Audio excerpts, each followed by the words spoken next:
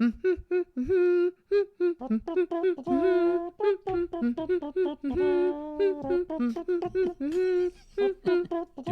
do, do, do. Welcome to the Friends with Benefits podcast, a business podcast about revenue-generating partnerships, not a podcast about business time with friends. We're your co-hosting couple. I'm Jason. And I'm Sam. Welcome to the show, friends. Hey, friends. Hope you all had a great Thanksgiving. Gobble, gobble. We are super pumped about today's episodes. Lots to uncover. I thoroughly enjoyed this conversation. But first, we just got back from a little trip ourselves. Yeah. Where'd we go? How was it? Little Thanksgiving trip out to see the whole Yarborough family. That'd be my family. Got a chance to fly out to North Carolina. Took the whole crew out, both babies. That was a trip in and of itself. It's getting better, though, as they get older. Yeah, it's getting better. Jack's got a fond appreciation for his tablet. So, you know, that's the best way to fly, I think, with kids. Yeah. It was fun. Now, we had a good time in North Carolina. I got to see my whole gang and ate way too much turkey and kind of feeling the effects of that still. It is a Thursday following last Thursday that I'm still feeling kind of full. But I love me some turkey. Yeah. So you knew our guest Yeah. much prior to me. Actually, this was my first conversation with him, hopefully the first of many. Yeah. It's one of the fun things about this podcast, right? So I get to introduce my friends to you, your friends to me. And this is one of those guys that I've just kind of naturally latched onto the very first time I met him. But Mr. Matt Quirie is founder of ROI DNA, just a total badass, total rock star. Love the guy to death. He's built a really great business in ROI DNA, but more than anything, he's just a really, really good person. Anybody that knows him will say the same thing. He's one of those guys that everybody wants to be friends with. He's super active outdoorsman. He's a big lover of music. He's just every guy's guy, right? That's just you kind of want to be friends with. And we got really deep with Matt, more deeper than I've gone with Matt before in the past, about like relationships, how he builds relationships, the power of relationships, and you know what it looks like to build those purpose-built relationships and some of the key tactics to deploy in building relationships. Yeah, I mean, the thing I appreciated most about him was it's not all talk. He definitely talks the talk, but probably walks the walk first. Definitely walks the walk. And anybody that knows ROI DNA from events, they have buttons, shirts, stickers, probably more that say no assholes. And like they embody that within their company culture. So let's leave it there, because without further ado, this is a great episode. No assholes. Absolutely. Everyone should take this one to heart. Enjoy. Wahooey, what's up, Matt Quirie? How we doing, my man? I'm doing awesome. How you doing? Thanks for having me. It's so amazing to have you hanging out with us. We're stoked to have you. Got you full on from the property with your puffy, looking like Matt Quirie does, looking good. So we're gonna have some fun today.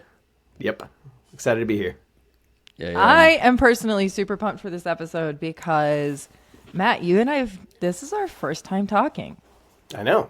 It's kind of weird because I feel like I do know you through all of the conversations I've had with Yarby over and over again. How awesome you are. Likewise. So yeah, we were just talking that. So the podcast is really just a way for us to introduce us to each other's friends and have a conversation that's recorded. That's rad. Okay, so from the conversations I've had with Jason, one of the things he talks about a lot with you, and I think you pride yourself on as well, is good relationships. And truly that's why we started this podcast. We personally have seen the power of relationships in our personal life, in our professional life. So as somebody who prides themselves on relationships, I want to hear, in your opinion, what the non-negotiables are for a good relationship. Non-negotiables. So I think mutual respect is the key to any of those things. And in really, really respect, and not just, listening or pretending to listen to something, but I mean, mutual respect comes with, there's a technique called active listening, which, my awesome wife may or may not say I'd use as often as I should. But it's really, really about the relationships. Like, how much am I actually taking in with what people are saying versus how much of my mind is hamster wheeling of what to say next. and like stopping that hamster wheel, and really being present with the conversation and the people. So for relationships, I'd say the respect and the listening, trust, of course, is a huge, kind of goal for that. And just community. I think, for me, even work as a community, we talk about kind of what a relationship is. And when people get hired at ROI DNA, the first thing I say, or was part of the interview process, is like, hey, this is a team. This is not your family. Family first, friends first, like take care of your core community first, but this is your second community. Like this is the team to go kick ass with. And really making a differentiation, because I don't want to, BS anybody that work is the ultimate thing in life, because there's so much more to it. And I think that those relationships, that's kind of like the basis for kind of the work relationship arc for me. I love that, and I want to get into the team stuff here in a little bit, but I'd like to dive into something you were just mentioning about, and you and I actually talked about this at Breakthrough not too long ago, but the active listening part. I think out of all that you just mentioned, mutual respect, active listening, trust, and community, like active listening might be the hardest, right? Because I'm very guilty. I get into these conversations, I'm like, ooh, how am I going to follow what he's saying? Like, ooh, I'm getting like JoJo Little Circus Monkey. I'm all excited, right? So how do you, Matt Quirie, like calm the mind and kind of stay engaged and present without like having 700 thoughts going 700 different ways? Yeah, and make no mistake, my mind is not calm. Like it's really a challenge for me too. So I believe this. I've learned to compartmentalize a lot, which I didn't know I'd have the skill at doing. And that takes it's constant learning. I think one of the things that I hopefully will take with me until the day I stop learning is the day I'm dead, right? So the evolution of ourselves as human beings in those conversations. And so when I'm getting a lot of information thrown at me, I am in the background taking mental notes of things to come back to that are relevant not to me but to that person in the conversation. And I think that's there's times for it in different ways, right? So if you're having a normal conversation with your buds and really talking about just fun stuff, those flow naturally. But when you're in a new relationship or a new communication with someone, like say in a business relationship, I think it's really important to take everything in before, and I did this too, is just really think about, okay, great, I did this too in the back of my head, just let that go. And then be like, okay, but there's something to talk about there. There's a nugget of information of similarities, or there's something to expand upon what they said because you have a similar thought train or a different thought train to have a discussion about, and just let there be a pause. I think a lot of people have lost the pause. In all assets of life. Yeah. Oh, yeah. Yeah, that's a whole nother, much deeper conversation. But I like that. And to what you're saying, not that I'm, this is kind of ironic, but the need to validate is what you're kind of getting at, right? And one of the things I'm actually trying to work on is not feeling that need to validate. So I'm not trying to validate what you're validating by saying you don't need to validate. But yeah, no, I get it. That's a hard part. Is stiff. It's a very hard part to work on. Like, especially if, like, in the context of building partnerships, right? You both want to know that you've been down this track together, that you've seen success, you know what it looks like, and you know how to do this. And so, like, kind of refuting the need to validate, I think, is a huge aspect to building, mutual relationship and mutual partnership and trust. Yeah, and I think if you really take that. That's a strong desire, a human desire, right? The need to feel validated. And I think a lot of people don't realize that they really need acknowledgement. Mm-hmm. And that tends to stray conversations versus having a conversation. I think when you get rid of that, you kind of strip that back saying, okay, in this conversation, I'm just going to let it flow. And I don't need acknowledgement of my, check boxes of life. I want to share experiences in something. But if you really listen and let the people have their output, I think you kind of let go of a little bit of that. But we all need validation to some point. To some point, yeah, absolutely. I think that's so strong, though, because from a partner perspective, from a human perspective, empathy perspective, if you can approach conversations and say, okay, just like me, the person I'm talking to also needs to be validated. So how can I remove my needs from this circumstance and help them fulfill theirs? Then it's going to come full circle, and that's how you're going to build great partnersks professionally and personally. Exactly, that full circle, I fully agree with you, Sam. That is, and I think that's the trick I continually try to push myself to, is like, yeah, I actually don't need to say anything. I can just listen to this whole conversation and maybe at the end have a dialogue back and forth. But there's sometimes, we just sit and listen. I joke around at my work life that I'm chief therapist officer for our clients many times. And that might be my next life. I might, go take 6 years of school and learn how to be a therapist. But that's I'm not that. So I really appreciate people who can do that naturally. Yeah. When you start those classes, let me know. I'll join you. Okay. So let's jump into the real thing I wanted to get into here is at ROI DNA. I know this for a fact because you and I've been partnered together for a few years now. Yeah. You have a strict no assholes policy. I've got pins that say it. I've got a T-shirt that says it. Let's talk a little bit about this no assholes policy at ROI DNA. Yeah, we gotta get you the beanie. Apparently, we'll send a couple. Ooh, of those there's away. a beanie. Oh, missing swag. For the record, I have none. Swag in. I got to feel validated with my swag, man. There you go. All right, well, Sam, you got a whole package coming your way then. So for that, it's an us thing too. I might have been the spark of it, but it's really the whole team that carries that policy and the team we built around internally.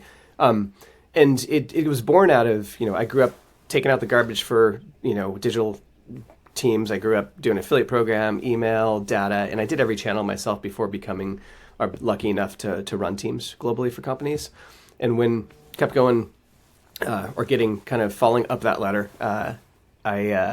I just kept running in situations where people were aggressive, angry about stuff, angry at other people, and it's just work, for Christ's sakes. Like you don't have, Right.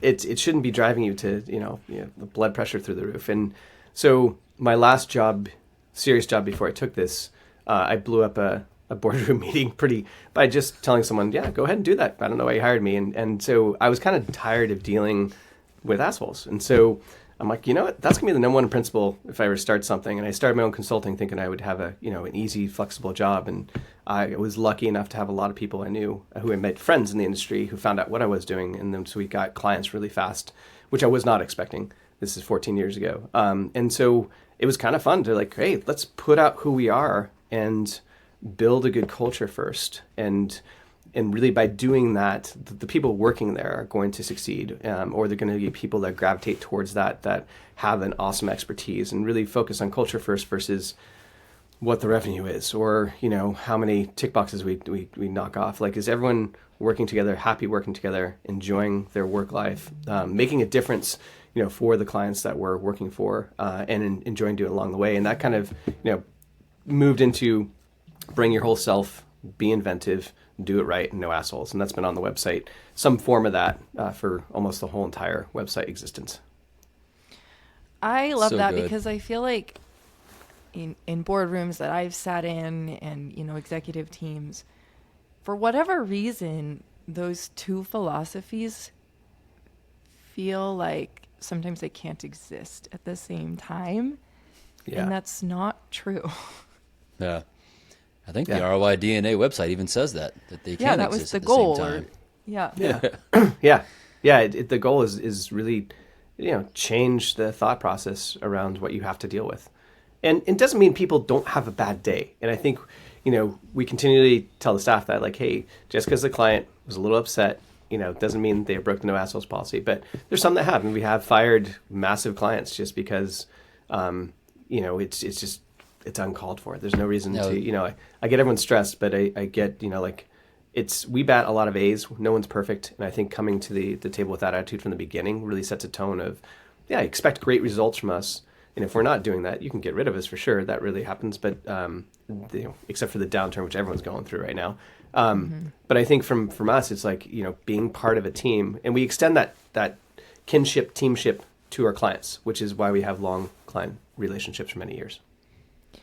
So Nice. as the co-founder of ROI DNA and as Matt Quirie, as a person, you've been very intentional about how you surround yourself with, whether it be customers, employees, partners, friends, family. Yeah. How have you, quote unquote, done your homework and built up your asshole meter to make sure this orbit around Matt Quirie is exceptional?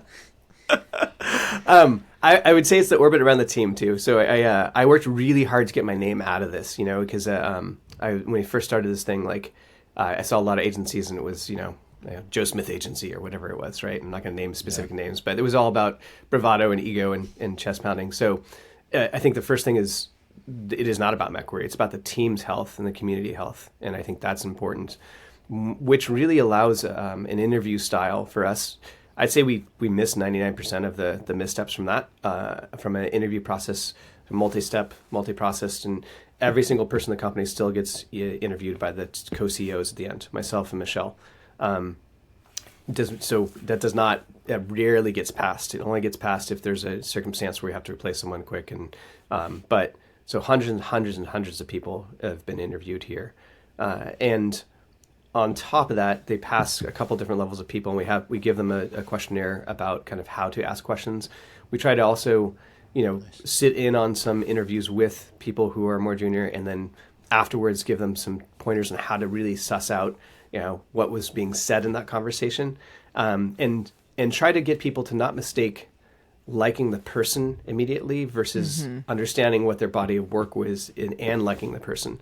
And so I think it's a process. It's not perfect, and I think surrounding ourselves with that. So if you get through that stage, I say we work really hard to make you work in the company as well too. In terms of if something's not working communication wise, we've got a really radical candor type of communication, and that's not my term. That's a term from another. Go ahead. It's a great book. Oh, okay. It's fascinating because you hear a lot of these companies starting off with this great, wonderful culture that they're all about enforcing in the early days, right? Like, we're going to stick to this, and then 5, 6, 7, 10 years down the road, the pressure builds, and so certain elements of the culture begins to change, and it's bit by bit. It's never one big chunk, but bit by bit it begins to change, and next thing you know, you've got a completely different culture driven not by your core values, but by check boxes and numbers you've got to hit. Results. Right? And everything you just said, I can confirm that you guys 100% live by, and it's wonderful and beautiful to see. But, how have you guys been able to stay the course when I'm sure there was points in time where there was pressure to continue doing quote unquote more? Yeah. We stayed the course.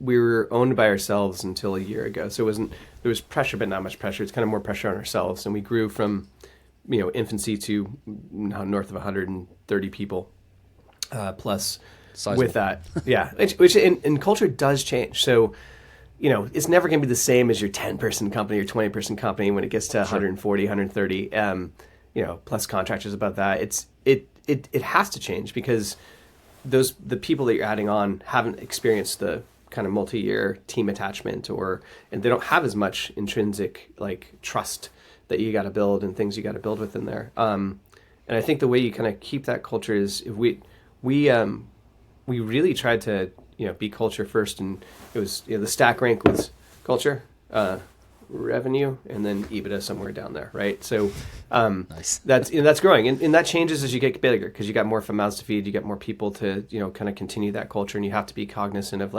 running a company on that side. And I think for us in the first 10 years, it was hard when we had a big client that we had to get rid of, and it was hard to make hard decisions. I'm sure in that first 10 years I had to get rid of at least one C-level exec. That was a really hard decision. Broke the no asshole policy internally, and it was seriously broken. And I think there's things like that you just got to make those decisions, and they're hard. They're gut wrenching. Big fat monsters in the closet. And if you let those sit, that's where culture I think really starts to degrade. And I think that's the taking action and doing things as fast as you can. And trusting your gut, I think is that too. If you're really going to take this type of culture mindset and you feel something's off, it's off. And a lot of people, I think especially in business, you don't want it to be off. You don't have to deal with the monster in the room. You don't have to deal with these things. And I think the sooner you do that, the more chance you have of keeping and growing a thriving culture. Right. You want to keep everything as PC as possible if you're trying to run a startup and run a business. Yeah. I mean, I'm so curious about this because I agree with everything you're saying, and from face value, it's yeah, duh. But then when when rubber meets the road and you're looking at a huge customer who has violated your no asshole policy or your core values, and you're looking at a number that you're about to cut from your bottom line, that's a big deal. Can you talk about like the actuality of having to make that decision and stand behind it from a... Yeah, I'd love to hear that. Yeah, I mean, luckily we've had to make those decisions in the past where we actually had a lot of cash in the bank. So the decision was to, okay, we're going to get rid of this big client. And luckily for the history of the company, except for the very early years, no one's ever been more than, let's say 15% of the total revenue of the company. We've been very diversified across companies. So it's not like, a lot of agencies are stuck in a tough situation because they've got one 30% marquee client and then they got a bunch of different ones, right? Right. And being in that position, my co-CEO actually in the very early years was like, you have to diversify now, looking at the portfolio. Like, okay, I'll go do that. So teamwork, and we diversified. So when we had those decisions 6 years later, we had a pretty massive company, and the CEO of that company was very rude to the staff. It got to yelling points. It got to expletives. It got to the point where I had to call up and say, hey, if you're frustrated, you can call and yell at me anytime, but you cannot do it to the staff again. Ever. We will terminate immediately. And just, it's your choice. And then you can have an out right now. And I just said, from here on, I'm going to be on every call, and here's going on from that side. So I think you got to stick to it. And if you stick to it, what happens eventually is the team gets behind it. And people see you're sticking to it, and people see you're making tough decisions. Maybe you didn't make them as soon as they'd like, because you're also trying to balance, the revenue coming in the door, people's jobs and all that side. But eventually we've almost always made the right decision within what I'd see as an acceptable amount of time. And we're not perfect. I'm sure I've failed plenty of times at really identifying those things. But I think for the most part, we were batting pretty good about that. It's tough. It's not easy. Yeah. Yeah. Here's what I love about that. It's like from a leadership level, like you're standing up for your employees, and you're sticking to your guns with these core values at whatever cost necessary, protecting the team, looking out for them, and sticking to the core values. And there's a beautiful leadership lesson in that. And like most people would, try to smooth it out with the customer, make it right with them. As we're on this side of things, you're really sticking to your guns on what you believe. And I think that's kind of what separates you guys apart from a company, from an agency, from what the work that you're doing, and that you really believe, in the best of, yourself, your people, your business, and you want to, bring that to life in everything that you do. Yeah, we try. And I think it's so great. I mean, where my head goes immediately is parenting. Yeah. I heard this thing the other day, which I just loved. It's like, don't make a rule until you're willing to uphold it every time. And I think that, disciplining, I'm going to go here, it's not the same as building culture, but it kind of is. It's like, nope, in this house, we don't do that. And if we don't stick by that rule every single time, then our boundaries get really loose. And it's sometimes so obnoxious and so difficult to stop what you're doing and uphold the rule. But if you don't do it, then you shouldn't set it. And I think that's really paramount to building culture too. Yeah, I have a parallel to that. I have a 13-year-old and a 20-year-old, and I have told my 13-year-old that the dishes now go into the dishwasher, not just the sink. You're now a teenager. She's now 14 as of 2 days ago. But and my wife sat down and was like, "Hey, did you show her how to put it into the dishwasher?" I'm like, "You're right. I have to do dishwasher 101 first before, and then I got to uphold it. But I can't uphold it until I give them the tools as well too. I think very good point. That parenting example is awesome. That's a great analogy. I never thought it that way. Yeah. So now you have to put up the dishes every time as well, just to set the example. Oh yeah. That's yeah. So let's pivot a little bit to talking about your work in building partnerships, right? When I was at Drift, you were our top services partner. You're like 6 Sense's top services partner, and probably a few others. Like, how do you guys go about approaching that, to building that level of trust and relationship with the people you partner with? It's like you guys. I feel like, if you don't know Matt Quirie doesn't half-ass anything, but also I feel like ROI DNA doesn't half-ass anything as well. So like the partnerships that you have, you're really good at, and the people love you. So like, how do you guys take that approach and build to that level? Yeah, I got to say from our partnership with you, that Drift, it was, it's also the exactly the partnership. If without the other side there, without you and Bennett Yarby, being there as the really trustworthy, go-getting partner side, it doesn't work. And I think we've tried many partnerships in the past, and I think learning from what failed was partnering with companies that over-promised on the partnership and then stuck you with you basically kind of mulling through and helping them close business versus really being a true partner. Like, how can we leverage each other's talents? And I think looking at, we have partnered mostly with SaaS software companies. We've had partnerships with a bunch of large ones, which I shall not name, in the past. It didn't work out super well. And all of those failed for two core reasons. One, the person on the other side had just a sales number on their head. And didn't, all we were was a means to that number, right? And that does not work. And it could work for some, sure. Again, it goes back to not really building a relationship, not really building value on both sides. Two is full transparency. Hey, this is what we are really good at, and this is what we're not good at. And this is from, I'll put this from a software side. We work with many software companies that say, hey, we need the expert, account-based experience or account-based marketing consulting to go with our SaaS product, so that our SaaS product is, really entrenched there, and actually our customers get the most out of it. Well, we've had a couple of big, large companies have that promise, and then go into, oh, well, now we want the consulting, and now we want this side, and it becomes kind of a myopic, self-fulfilling prophecy, and those don't work either, and there's so much to do that there's an infinite amount of installation hours that any SaaS company can get if they really want that. Yeah. I don't want that. I want the long-term, like, hey, what's the strategy and planning? Yeah, we'll implement for you too and do like a high-level white glove implementation and all that, because we bring all the other expertise of the channels and the deep expertise of all the subject matter experts, like the average is 10 plus years. So it's really when you align those goals together, I think the most successful partnerships are everyone's got the cards on the table, face up. Everyone understands what those cards are too. I think the nomenclature of communication, it's amazing to me how many times I think I'm speaking English to someone and we're speaking totally different languages. Yeah.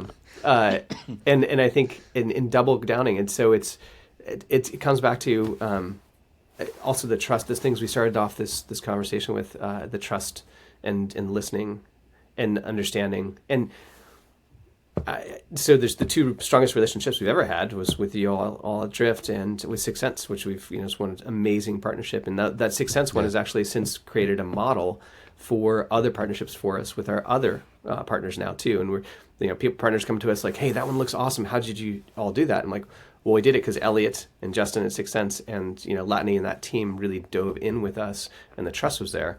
And now we're all combined, making more out of those partnerships and this kind of ecosystem of partnerships, which is really flourishing because there's a lot of trust. And I think that's, comes back to the communication and building real relationships. Yeah, I think absolutely. Yeah. You guys have a world-class partnership with Sixth Sense, and this is the first I'm hearing about the model that you've actually built with them. Is that something that you're able to framework and take into other partnerships as you're, starting to look at new potentials?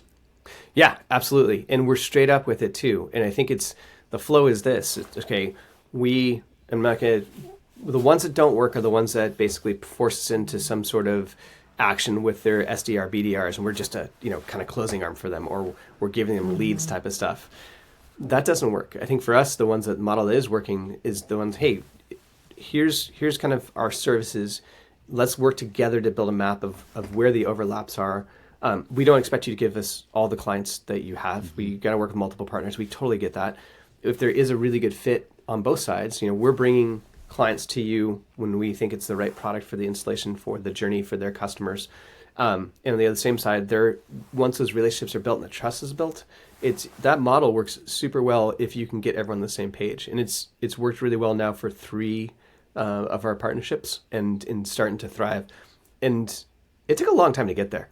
I had some very large companies, one of the biggest in the world, basically go to partner and then basically try to take the whole entire deal from us. When I was a little 30-person company, so it can get dastardly out there in terms of, sales quotas and goals. And so I think you start from, Yep.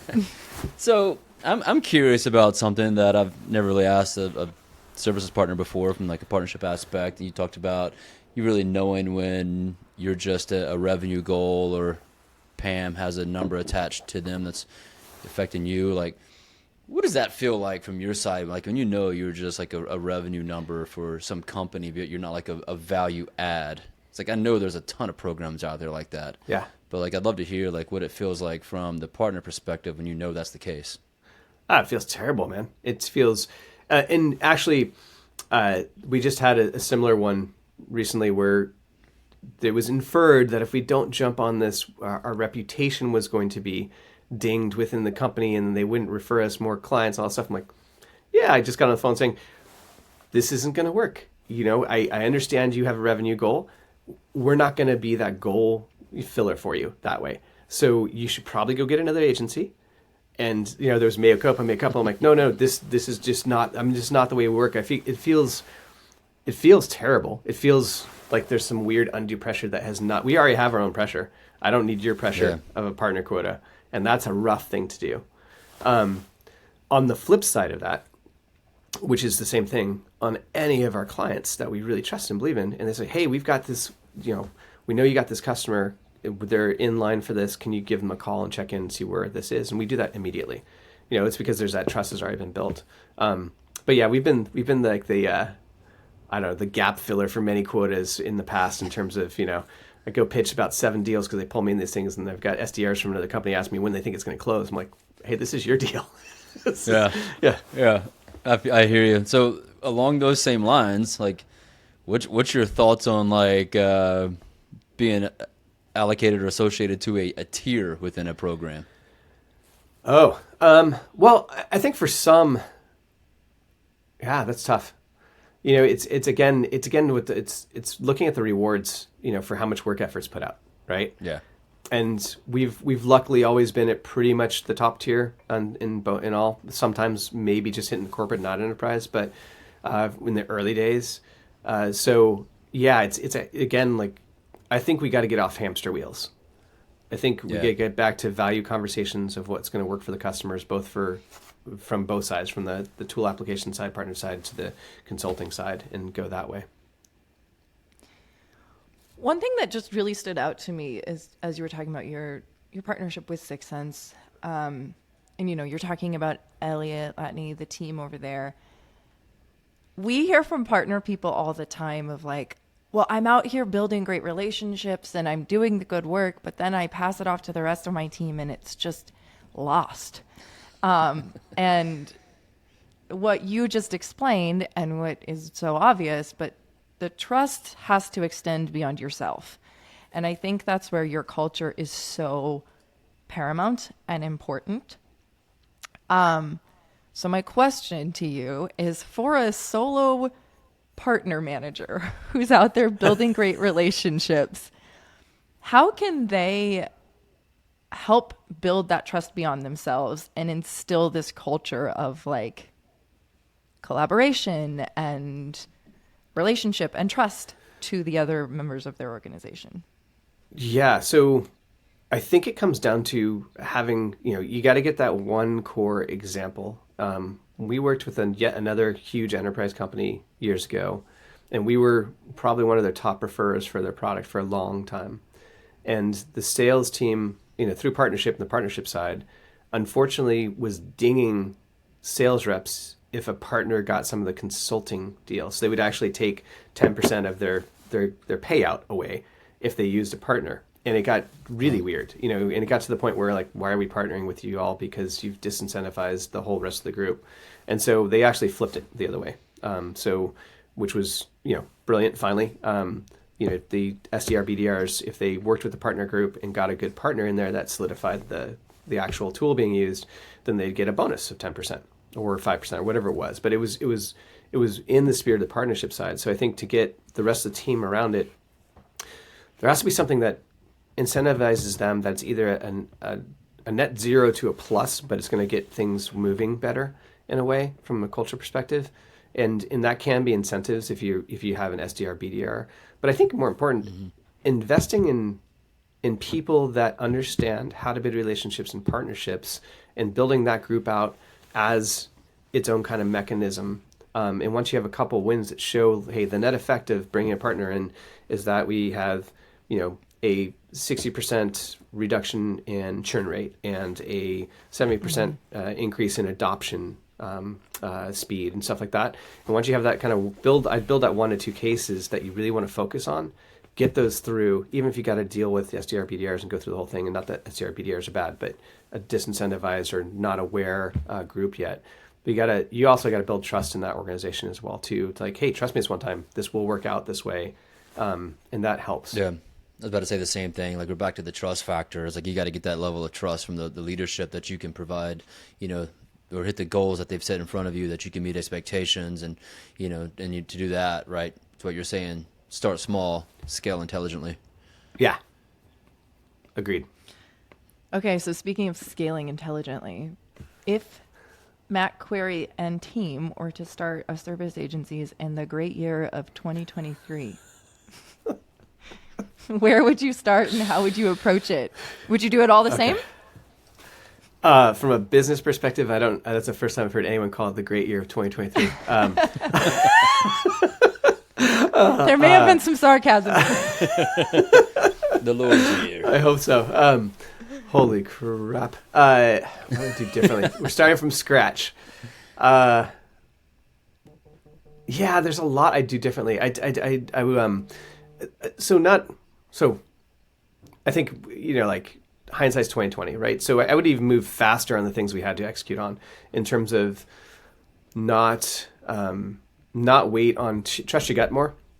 And as long as that gut is within the focus of where you're going, I'm not saying trust your gut to make 10 different decisions and try 100 different variables. Optimization's great, but like when you're building a company, you got to kind of stay focused on the core, and really define your core faster. We decided to move into strictly B2B. We'll take a B2C client if it looks like fun for the team, or it's a friend and family that's used this in the past, but we're really 100% B2B now. And had we done that earlier, I think, we grew super fast once we did that. We had a focus of our organization besides just the culture. We had a differentiator in the market. So I'd find something that differentiates you, and I guess so. Quicker decisions, trust your gut. If as long as it's going that way, find a core focus that you can excel at, and it'll be at least in the top 3. And then, I'd put culture things in as fast as you can in terms of really building that team environment faster. Interesting. I love that. How would you focus on partnerships and your partner strategy on top of all that? So, defining the core, getting everything, moving faster. Where would partnerships fall into how you're starting, and how would it differ from what you've done in the past, if at all? Yeah, no, it totally would. I think looking at what types of partnerships are mutually beneficial faster in terms of, and I wasn't a big in the early days, I wasn't a big proponent of partnerships because it seemed like a lot of time wasted. So it's really hot take. Yeah. We're coming back to that, but keep going. Oh, gosh, yeah. and that, but the time wasted was not knowing how to approach those, right? So now we're pretty quick deciding if we're going to partner with them or not. We have, no more than 5 partnerships we're really focusing on. And again, the whole thing's focus again. And I think I would leverage those. If you're starting out, you don't have much leverage as a partner yet, right? Because you don't have a name out there, you don't have a brand out there, you're kind of unproven.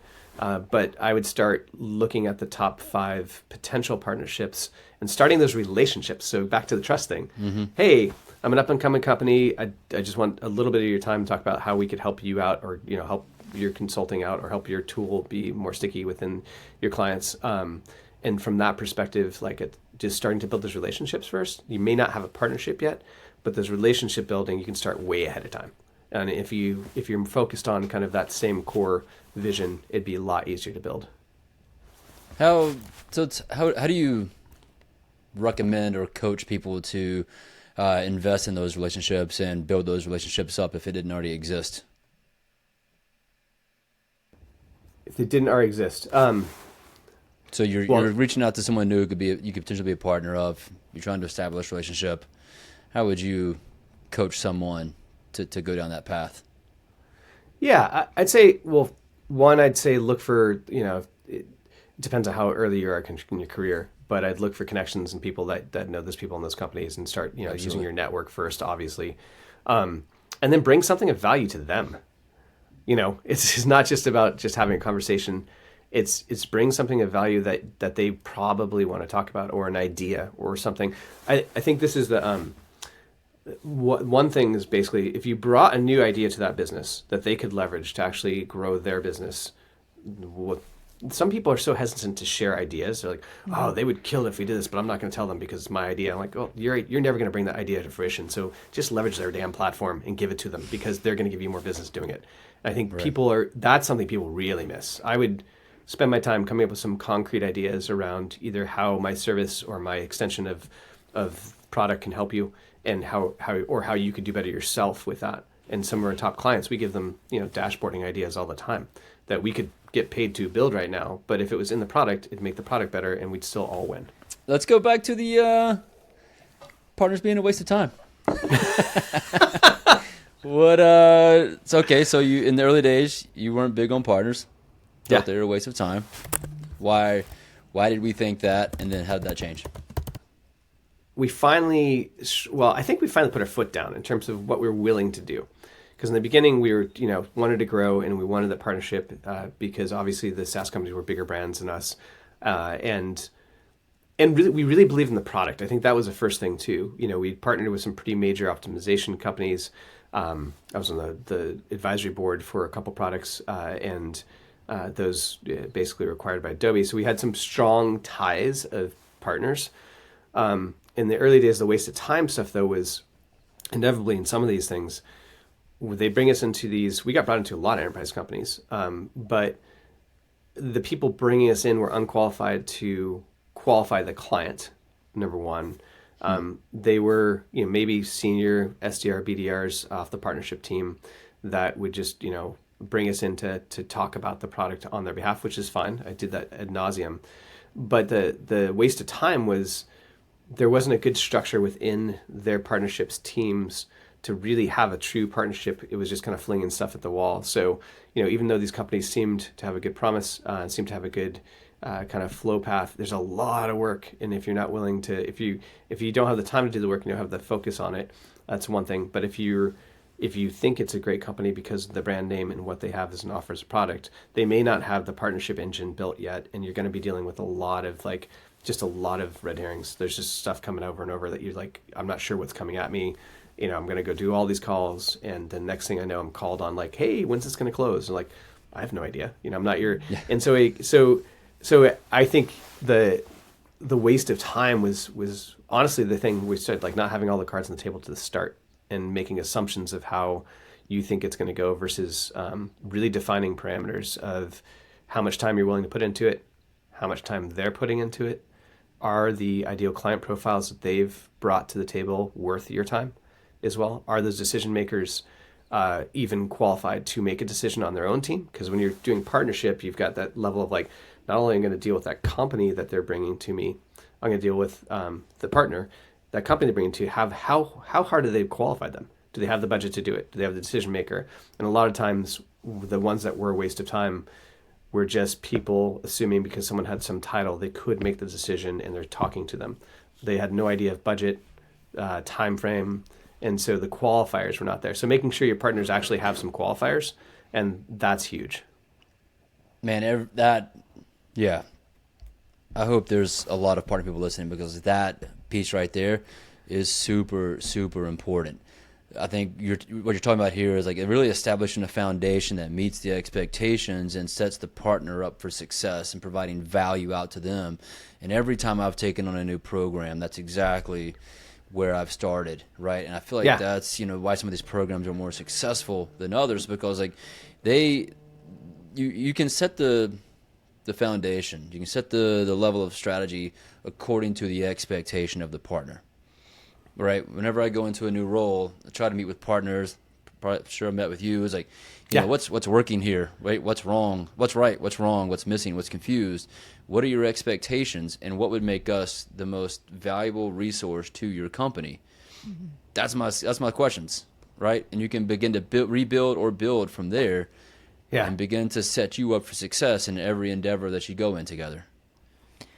I have one question there to kind of tie back to something you said earlier about how you think you're speaking English, but it turns out you're not. Yeah. How do you make sure that, like, you ask these questions Jason's talking about, you're setting these foundational expectations. How do you make sure that everybody's hearing the same thing, if that makes sense? Yeah. You got to keep questioning. I mean, you can't assume at face value the answer is what it means sometimes. And like that communication has to be just double sure. I agree with you. There's so many times where we say, hey, we want this level of client and at least this many hours for it to be worth us to actually take the time to do. And on the side, yep, okay, cool. And next week, oh, we've got an enterprise client and they want 5 hours. Okay, so no good. So like keep getting people back to the parameter in a nice way. It's like, hey, that's awesome. We'd love to work with that client, of course, but we can't spin up a team around 5 hours for you. And the time to do those 5 hours is going to cost us 25 hours to 30 to 40 hours on the back end. And just making sure those, it's a hard thing to do. Sam, there's no getting things in writing, of course. Like, I think this is one thing that does help because many times in partner roles in internal SaaS companies, those partnership teams turn over. And, yes. And that happens a lot. Like we had one that turned over, 4 times in 2 years. So now I'm dealing with, this people I've never dealt with before, and they don't have anything defined from the last relationships because those people left. Right. And so having from your side, whoever having that same list of priorities and agreed upon goals, just documented. That's a huge head start to most conversations when you have a whole partner team switch. It's like, hey, here's what we had before. Let's go over this together and let's really talk about the parameters by which we should work together. Yep. Yeah. Use your mutual action plans, kids. There you go.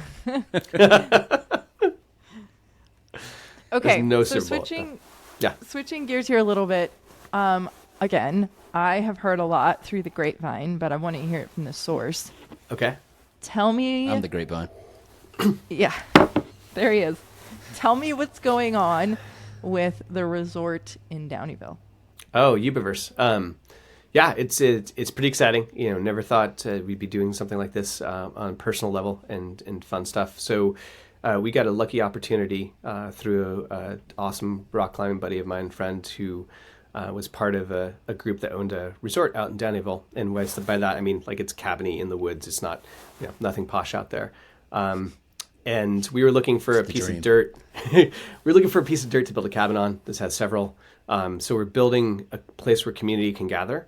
And it already has a bunch of cabins. So you could have a exec retreat. You can have a wedding. You can have, there's a big field. We built a music stage, a proper one with truss and system and everything. We had our first break-in last summer. But it's really going to be a place where people can reconnect with nature on the Yuba River, North Yuba.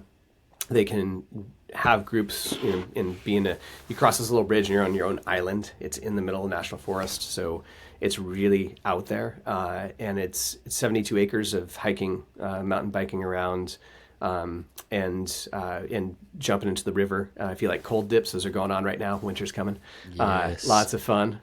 But it's really the dream is to have it function as a place where people can recharge, function as a place where people can come to build team community, function as a place to learn trades. So we've got a bunch of chainsaws. We have a sawmill up there. We have a bunch of forestry equipment as well too. And we're hoping to build a place where arts, music, and a lot of revelry can be had there. So it's just the beginning. God. Yeah. I'm moving in. I also am this is such a dream of ours, but Jay, maybe we just have to host the first annual Friends with Benefits retreat. Yep. Bring PG, your friends. don't worry. Yeah. Leave the benefits at home. Yeah, exactly. The first Friends retreat. That's awesome. I'll leave it at that. We have spent copious amounts of time and text talking about this property, this resort, and pictures, and I am just riddled with envy. And yeah, this is like a huge dream of ours, like for Sam and I know it was a dream of yours to have something like this. So like, you know, as far as like realizing and fulfilling a dream, like how's this making you, Matt Quirie, come more alive? Oh man, it just couldn't be more grateful to like the friends and family that have been, you know, allowed this to happen. You know, it's all built through real relationships and you know, people I love being with, and that we even had this chance, you know, to do that as well too. Yeah, pretty freaking rad. You know, like now I'm enjoying kicking ass at work, and you know, got Wi-Fi set up there as well too, so I can get a bunch of Zoom meetings and then take my lunch break. Might be you know, sawmilling for an hour, and or chainsawing some things down for an hour, splitting wood for an hour. It's pretty damn fulfilling, and so it couldn't, just surprising and humbled that I'm able to be a steward of some place like this. Wow, I love it, man. It's like, yeah, Sam and I talk about this all the time, and we daydream on Zillow way too much. So like, I know that feeling. Mm-hmm. Yeah, you should give me some coaching on how to, you know, keep those desires a little bit lower Yeah. than what they are. Like, we actually take rides out to look at properties that we see on date nights. So we're at that's that awesome. level of like, give us the dream. We're putting it into the universe. Here it is. Yeah, nice. Yeah. And so, yeah, we should 100% like look at, you know, doing something out there with you guys. If, Oh, you you know, should we can get come on, to the come out to the Ubiverse, and we'll talk about how to manifest your dream of doing it too. That'd be fun. All right. We're looking at flights right now. Okay, Matt. So to bring this full circle, we like to close with a question that's totally unrelated to everything we just talked about. Okay. I think somewhere I read that, I'm not going to get this terminology correct, but the theme is on point. You are a campfire enthusiast. Yes. For those people who Like they call those pyromaniacs. That too. Tomato. For those people who maybe don't know how to build a campfire or who have never done it, 2-sentence tutorial on how to build a good campfire.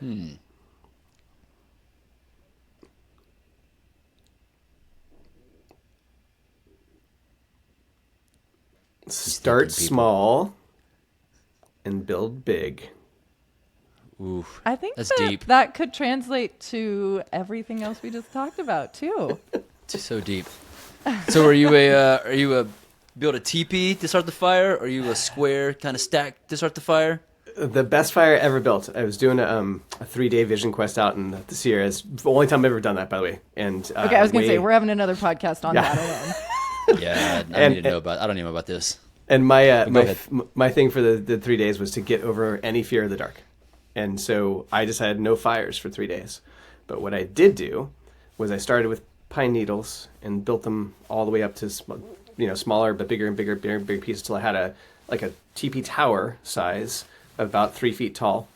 And it was up by 5 Lakes and Alpine Meadows, because you get over the hump and you're in the middle of desolation area. And then about 3 weeks later, I came up to camp with some friends up there, maybe a couple months later, and the whole thing was still there, one match, and it went up. Yeah, it was That's just amazing. awesome. Yeah, it was the best one I ever How did. fun. That's so great. I love it. Outstanding. So we gotta come to the property. We gotta do some camping together.